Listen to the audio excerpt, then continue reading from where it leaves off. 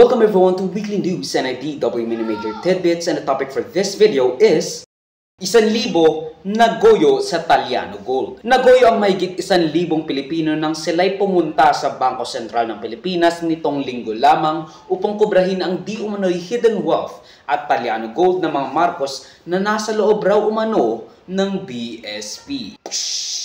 Almost everyone that attended are seniors na gustong kumuha ng kanilang nararapat na kayamanan na pwede raw i-withdraw sa bangko sa pangunguna ni founder ng Democratic and Republican Guardian Philippines.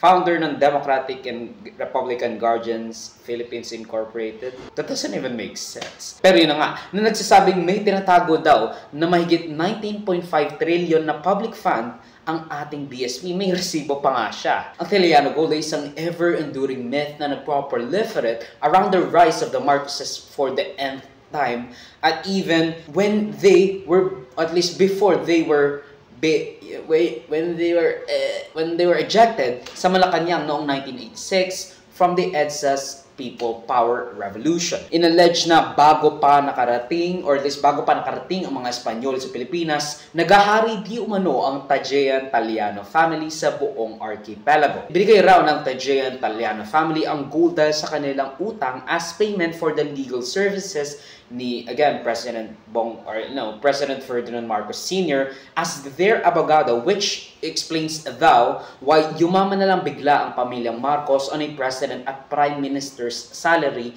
along with Yamashita's gold sa kasagsagan ng kanyang rehimen for more than 20 years. Kumbaga, yun yung nagiging reason kung ebidensya, no? Basta, yun din yung reason kung bakit naging mayaman sila. Mayroong pang dagdag sa mga kwento kung saan nabuhay daw si Jose Rizal at hindi namatay nang siya i-execute sa kanyang kasong rebelyon laban sa imperya ng Espanya at naging buddy-buddy pa nga ni Marcos Sr. Tayo raw ang pinakamayamang bansa sa buong mundo at karapatan ng mga tao na magamit ang kayamanang naiwan ng mga Talyano for public use. Sinasabing mahigit 400,000 metric tons of gold ang nasa loob ng BSP. I mean, mind you, only an estimated less than 300,000 ang total world reserve ng gold. Kumbaga, lahat ng gold na nasa loob ng mundo natin sa Earth is less than 300,000.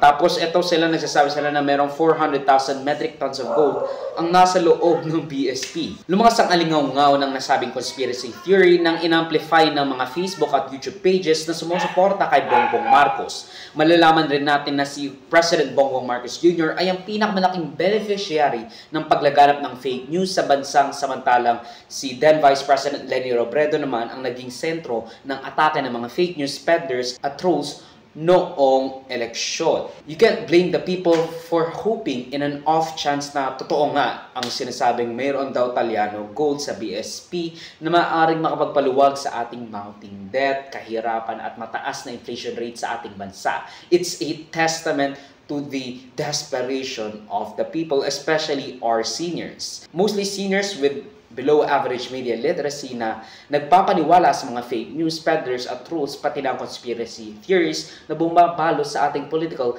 and public landscape. Kumaga, if we see the lot of people that actually went and tried to withdraw their God-appointed Taliano bequeathment, puro senior, or at least if not senior, matatanda na. Kumbaga, mababa na ang kanilang media literacy. And this is not an isolated incident sa Pilipinas. Although, I'm talking about below average media literacy, not the whole withdrawing your gold from the bank or from the central bank.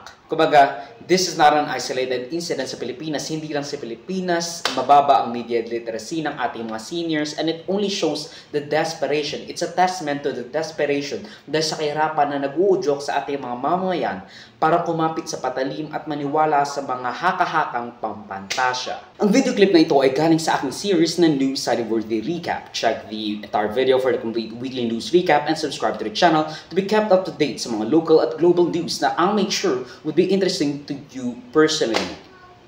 Insert your name here. Salamat sa panonood mga kabang. For me, like, subscribe, and follow my links in social so for Joseph would be linked down below. So susunod muli, paalam.